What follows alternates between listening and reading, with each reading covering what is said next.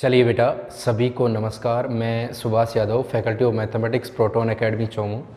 पिछली क्लास के अंदर अपन ने डिटरमिनेंट वैल्यू निकालना देखी थी बेटा, कि डिटरमिनेंट की अपन वैल्यू कैसे कैलकुलेट करते हैं। 1 ऑर्डर का डिटरमिनेंट हो, 2 ऑर्डर का डिटरमिनेंट हो, 3 ऑर्डर का डिटरमिनेंट हो, उनकी वैल्यू अपन कैसे निकालते हैं, ये पिछले क्लास के अंदर अपन ने डिस्कस कर लिया था। 3 ऑर्डर तक ही आप लोगों के सिलेबस में है।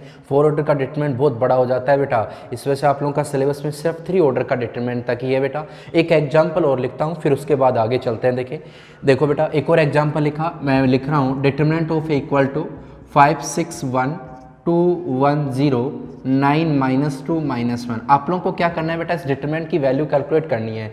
आप लोग क्या कर सकते हो बेटा, 3 ऑर्डर के डिटरमिनेंट के अंदर किसी भी रो को और किसी भी कॉलम को यूज करके डिटरमिनेंट की वैल्यू निकाल सकते हो। लेकिन मैंने एक बात बोली थी कि 99% केस के अंदर अपन फर्स्ट रो का यूज करते हुए डिटरमिनेंट की वैल्यू निकालोगे। तो इधर देख लो बेटा, एक बार अच्छे से समझ लो कैसे डिटरमिनेंट की वैल्यू निकालेंगे। सबसे पहले इस 5 को पकड़ो, जो साइन है ना उस साइन के साथ, मतलब यहां कुछ भी लिखा हुआ हो उसको उसी साइन के साथ पकड़ेंगे जो साइन इसके साथ होगा। तो सबसे पहले मेरे को क्या करना पड़ेगा, मैंने 5 को पकड़ लिया बेटा, इस कॉलम इस रो को दबाया, आपके पास 2/2 का डिटरमिनेंट रह गया, 1 -2 0 और -1। कोई प्रॉब्लम। अब किसको पकड़ो बेटा, 6 को, मतलब इस एलिमेंट को अपोजिट साइन के साथ पकड़ोगे। यहां कुछ भी एलिमेंट हो उसको अपोजिट साइन के साथ पकड़ोगे, इसका मतलब -6 के साथ पकड़ा बेटा। इस कॉलम इस रो को दबा लिया बेटा, कितना रह गया 2 9 0 और -1। कोई प्रॉब्लम यहां तक। अब किसको पकड़ो बेटा, 1 को पकड़ूंगा, किस साइन के साथ, जो साइन है उस साइन के साथ ही, इसका मतलब प्लस का 1।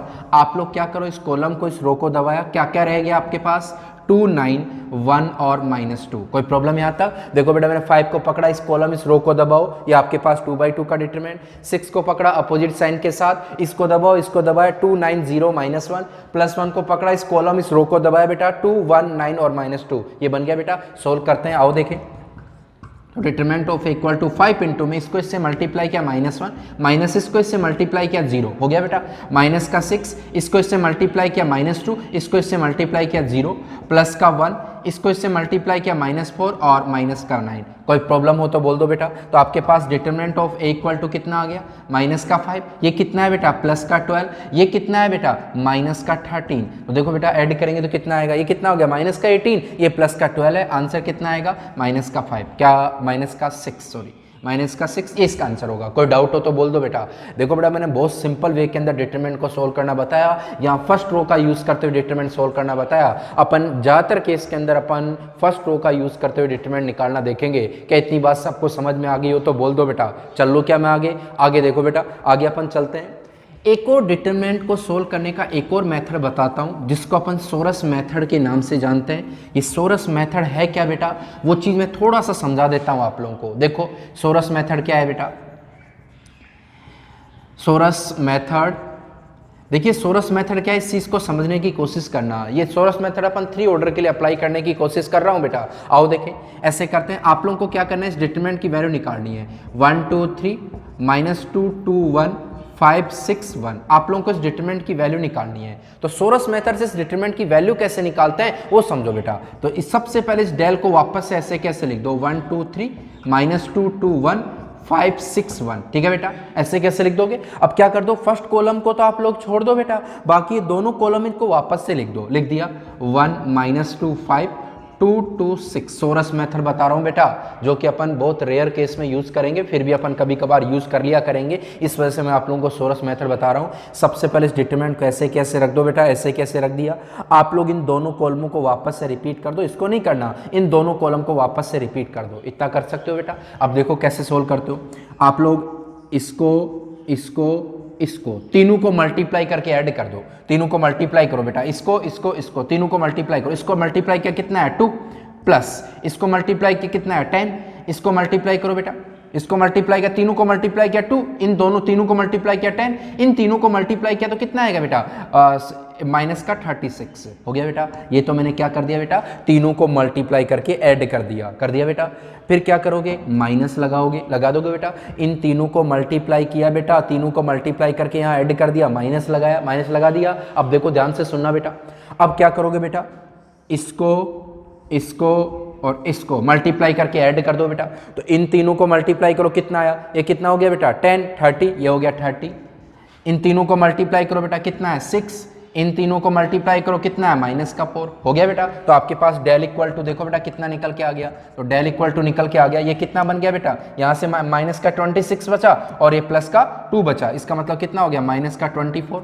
यहाँ कितना हो गया बेटा 32 माइनस का 32 हो गया बेटा। तो आपके पास डिटरमिनेंट की वैल्यू कितनी आ गई रे बेटा 56, ये इसका आंसर हो गया। माइनस का 56 ये इसका आंसर हो गया। देखो बेटा मैंने डिटरमिनेंट की वैल्यू कैलकुलेट कैसे की है, इस चीज को समझो बेटा। सोरस मेथड से कैसे कैलकुलेट की है, आप लोग इस डिटरमिनेंट को ऐसे कैसे लिख दो, इस कॉलम को छोड़ दो, दोनों कॉलमों को वापस ऐसे कैसे, आप लोग 1 से स्टार्ट करना, इसको इसको इसको तीनों को मल्टीप्लाई करके ऐड कर दो, कर दिया, माइनस लगाओगे, इसको इसको इसको तीनों को मल्टीप्लाई करके ऐड कर दो बेटा। सोल्व किया तो आंसर आ गया माइनस का 56। ये कौन सा मेथड बता दिया बेटा, ये मैंने सोरस मेथड आप लोगों के साथ डिस्कस कर लिया है। किसी को भी दिक्कत हो तो बोल दो बेटा। बात समझ में आ गई बेटा, चल लो क्या मैं आगे, चले बेटा। चलो इस सोरस मेथड को मैं थोड़ा सा और बता देता हूँ, एक और एग्जाम्पल दे के बता देता हूँ बेटा, फिर थोड़ा सा अपन आगे चलेंगे। देखो सोरस मेथड से मैं डिटरमिनेंट और सोल्व करना बता देता हूँ। डेल इक्वल टू मैंने लिखा a1 b1 c1 a2 b2 c2 a3 b3 c3। मेरे को क्या करना है, सोरस मेथड का यूज करते हुए इस डिटरमिनेंट की वैल्यू फाइंड आउट करनी है बेटा।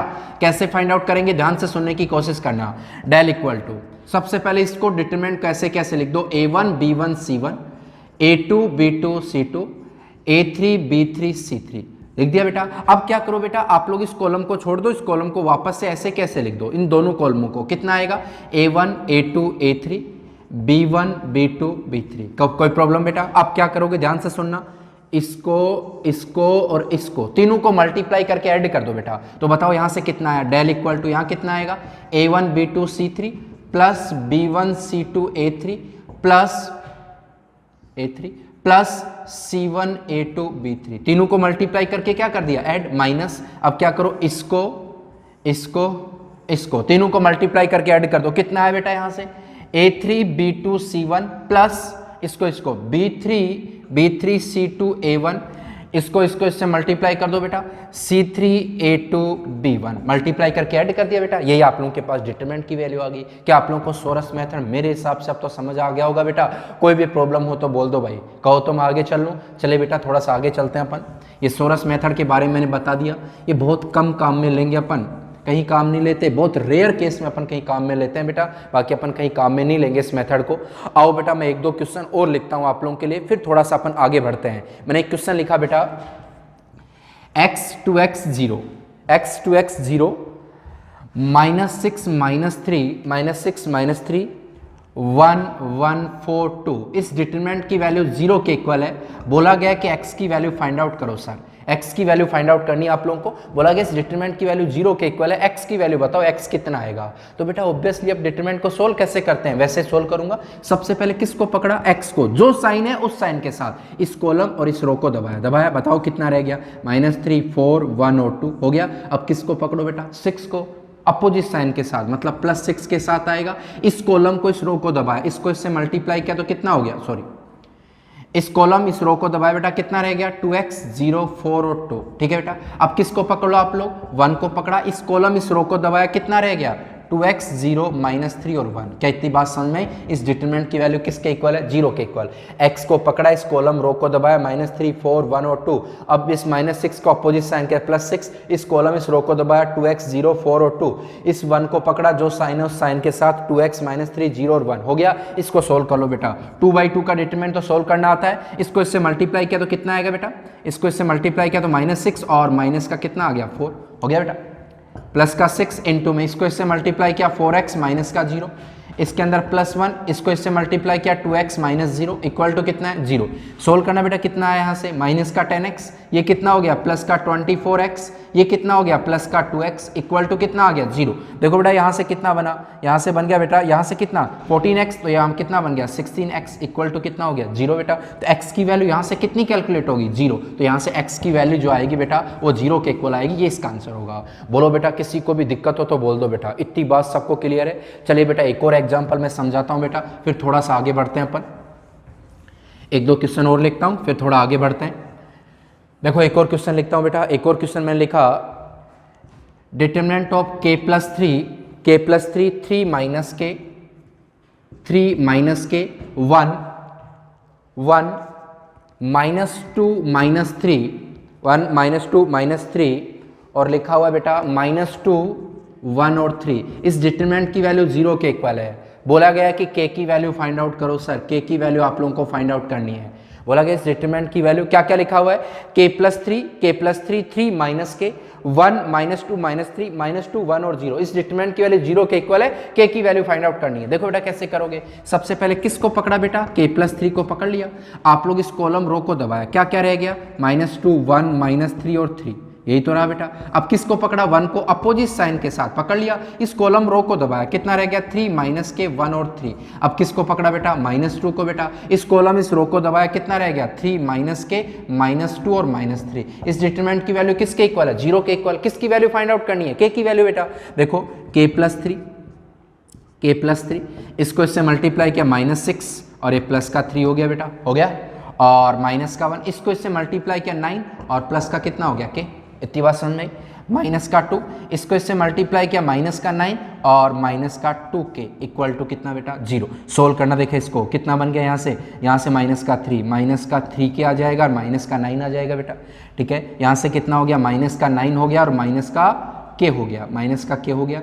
यहाँ से कितना हो गया, प्लस का 18 हो गया और प्लस का 4k इक्वल टू कितना 0। देखो बेटा 9 और 18 कैंसिल आउट हो गया, यहाँ से माइनस का 3k माइनस का k कितना हो गया, माइनस का 4k, ये भी कैंसिल आउट, मतलब 0 किसके इक्वल आ गया, 0 के इक्वल। तो k की वैल्यू तो आई नहीं सर, यहाँ 0 किसके इक्वल, 0 के इक्वल, k की वैल्यू तो आई ही नहीं बेटा। आ रहा समझ, इसका मतलब क्या हुआ सर, इसका मतलब ये हुआ k की वैल्यू आप लोग कुछ भी ले, k की वैल्यू कुछ भी ले सर, ये डिटरमिनेंट हमेशा किसके इक्वल आएगा, 0 के इक्वल आएगा, क्योंकि यहाँ k ही कैंसिल आउट हो गया। तो इसका मतलब k कुछ भी ले, k 5 ले, 10 ले, 2 ले, 3 ले, कुछ भी ले बेटा, k के ऊपर डिपेंड ही नहीं कर रहा। इस डिटरमिनेंट की वैल्यू कितनी आ रही है, 0 आ रही है, k की वैल्यू कुछ भी लेने पर इस डिटरमिनेंट की वैल्यू कितनी आ रही है, 0। इसका मतलब इसका आंसर होगा sir k belongs to r। k है वो कोई भी एक रियल नंबर आप लोग ले सकते हो, इसका मतलब इसका आंसर होगा बेटा k बिलोंग्स टू r। बोलो बेटा, किसी को भी दिक्कत हो तो बोलो, तो इसका आंसर होगा बेटा k belongs to r। k की कोई भी वैल्यू ले सकते हो, इस डिटरमिनेंट की वैल्यू हमेशा कितनी रहेगी, 0 रहेगी। क्या इतनी बात सबको क्लियर है बेटा। आओ बेटा एक नया पॉइंट अपन स्टार्ट करते हैं, उसको ध्यान से सुनने की कोशिश करना। अभी तक मैंने डिटरमिनेंट की वैल्यू फाइंड आउट करना सिखाया आप लोगों को, और उसका भी रीजन मैं थोड़ा सा आगे जाके बताने वाला हूं। तो अभी तक डिटरमिनेंट की वैल्यू कैसे कैलकुलेट करते हैं वो चीज़ मैंने आप लोगों को क्लियर करवाई है बेटा। अब मैं आप लोगों को पढ़ाने वाला हूं बेटा माइनर एंड कोफैक्टर। अब अपन पढ़ने वाले हैं बेटा माइनर एंड कोफैक्टर। देखो सर, माइनर को अपन हिंदी में बोलते हैं उपसारणिक, और इसको बोलते हैं अपन सैखंड। सैखंडज अलग चीज है, सैखंड अलग चीज है बेटा। माइनर एंड कोफैक्टर, आ रहा है बेटा, ये माइनर क्या होता है, कोफैक्टर क्या होता है, अच्छे से समझना बेटा, बहुत अच्छे से क्लियर करवाने की कोशिश करूंगा, एक एक बात को समझना। सबसे पहले तो मैं बता दूं किस माइनर को अपन रिप्रेजेंट करते हैं सर कैपिटल MIJ से, और कोफैक्टर को अपन रिप्रेजेंट करते हैं कैपिटल CIJ से। ध्यान से सुनना भाई, ध्यान से सुनना बेटा, माइनर और कोफैक्टर। माइनर को तो अपन कैपिटल MIJ से और कोफैक्टर को कैपिटल CIJ से रिप्रेजेंट करते हैं। राजस्थान बोर्ड की बुक के अंदर इस कैपिटल MIJ को, मतलब माइनर को, एक्चुअली में कैपिटल AIJ से रिप्रेजेंट कर रखा है, और इस CIJ को कैपिटल FIJ से रिप्रेजेंट कर रखा है। तो ध्यान रखना बेटा, जो भी राजस्थान बोर्ड के बच्चे हैं बेटा, वो ध्यान रखना थोड़ा सा कि आप लोगों का MIJ को तो किससे रिप्रेजेंट कर रखा है, कैपिटल AIJ से, और CIJ को किससे, कैपिटल FIJ से रिप्रेजेंट कर रखा है। मैं यहाँ MIJ और CIJ यूज करने वाला हूँ बेटा, आ रहा है समझ। तो दिमाग में रखना कि राजस्थान बोर्ड की बुक करो तो MIJ, AIJ का मतलब MIJ ही है बेटा, और यहाँ FIJ का मतलब CIJ ही है। बात समझ में आ गई। तो मैंने इतना सा बताया, माइनर को अपन MIJ या फिर CIJ से रिप्रेजेंट करते हैं, ठीक है बेटा। एक और बात, पहली बात तो किससे रिप्रेजेंट करते हैं, MIJ से माइनर को, और कोफैक्टर को CIJ से रिप्रेजेंट करते हैं। राजस्थान बोर्ड में MIJ को कैपिटल AIJ से और CIJ को कैपिटल FIJ से रिप्रेजेंट कर रखा है। इतनी बात आप लोग दिमाग के अंदर रखना बेटा। क्या बात क्लियर है बेटा। अब एक और दूसरी बात बोल रहा हूँ, ध्यान से सुनना। ये माइनर और कोफैक्टर है ना, वो हमेशा किसी एलिमेंट का निकलता है। माइनर और कोफैक्टर है ना, वो हमेशा किसी एलिमेंट का निकलता है बेटा। माइनर और कोफैक्टर हमेशा किसी एलिमेंट का निकलता है, ध्यान रखना बेटा। कैसे निकलता है वो समझाता हूं एक एग्जांपल से, आ रहा है बेटा। आओ देखें, आपके पास एक डिटरमिनेंट लिखा हुआ है, del equal to A11 A12 A13 A21 A22 A23 A31 A32 A33 लिख दिया बेटा। मेरे को क्या करना है बेटा, एक्चुअली में माइनर निकालना है, पहले माइनर निकालना देख रहा हूं, फिर देखिएगा अपन कोफैक्टर, ठीक है। मेरे को इस एलिमेंट का मतलब अलग अलग एलिमेंट का सबका अलग अलग माइनर होता है बेटा। तो माइनर को हम एम आई जैसे रिप्रेजेंट करते हैं, और माइनर हमेशा किसका निकलता है, किसी एलिमेंट का निकलता है। मेरे को क्या करना है, इस A11 का माइनर निकालना है। तो मैं निकाल रहा हूं, मान लो माइनर ऑफ एलिमेंट A11। इस A11 का माइनर निकालना चाह रहा हूं। A11 के माइनर को अपन कैपिटल M11 से रिप्रेजेंट करते हैं सर। देखो मैंने MIJ बोला है ना बेटा, तो इसको आप लोग A11 का होगा तो इसके माइनर को M11 से, A12 का होगा तो M12 से, A13 का माइनर निकालेंगे तो M13 से। बात समझ में आई? तो मैं किसका माइनर निकाल रहा हूं, A11 का माइनर निकाल रहा हूं बेटा। किससे रिप्रेजेंट करेंगे, M11 से, ठीक है। कैसे निकालते हैं ध्यान से सुनना। आप लोग इस एलिमेंट का माइनर निकाल रहे हो, इसका मतलब ये हुआ इसकी रो को, इसके कॉलम को और इसकी रो को दबा लो। दबाने के बाद जो डिटरमिनेंट बच गया वही इस एलिमेंट का क्या होगा, माइनर होगा। तो याद रखना माइनर निकालते कैसे हैं सर, किसी भी एलिमेंट का माइनर निकालते वक्त उसकी कॉलम और उसकी रो को दबाने के बाद जो डिटरमिनेंट बचता है वो उस एलिमेंट का माइनर होता है। क्या बात समझ में आ गई? तो इसका मतलब ये हो गया सर, A11 का माइनर निकालना तो इस कॉलम और इस रो को दबा लो, ये आपके पास सब डिटरमिनेंट बच गया बेटा, बच गया, उपसारणिक बच गया। तो आप लोगों का M11 किसके इक्वल होगा सर, A22, A23, ये कितना है A32, A33 के इक्वल होगा। यही क्या लिखा है मैंने, किसका, माइनर ऑफ एलिमेंट A11 लिख दिया बेटा। इसको सोल्व करना चाहो तो सोल्व कर लो बेटा। सोल्व कैसे करते हैं, इसको इससे multiply, A22 A33 minus A23 A32 हो गया बेटा। किसी को प्रॉब्लम बेटा? मेरे को माइनर निकालना है A23 का, मेरे को माइनर निकालना है sir, minor of element A23 का किससे रिप्रेजेंट करेंगे, M23 से रिप्रेजेंट करूंगा A23 का। आप लोग कैसे निकालोगे, इसकी रो को और इसके कॉलम को दबा लो। दबाया बेटा, तो आपके पास क्या क्या रह गया, बोलो बेटा।